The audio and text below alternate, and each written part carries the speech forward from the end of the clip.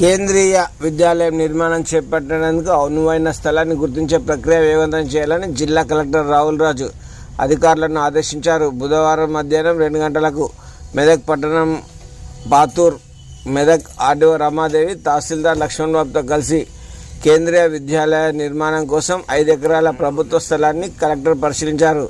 ఈ సందర్భంగా ఆయన మాట్లాడుతూ పాతూరులో కేంద్రీయ విద్యాలయ నిర్మాణం చేపట్టేందుకు భూమిని గుర్తించే ప్రక్రియలో భాగంగా ప్రభుత్వ స్థలాన్ని పరిశీలించడం జరిగిందని తెలిపారు.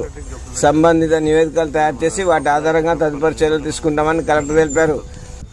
ఈ కార్యక్రమంలో మెదక్ ఆర్డీఓ రమాదేవి, తహసీల్దార్ లక్ష్మణ్ బాబు, ఆర్ఐ లక్ష్మణ్ తదితరులు పాల్గొన్నారు.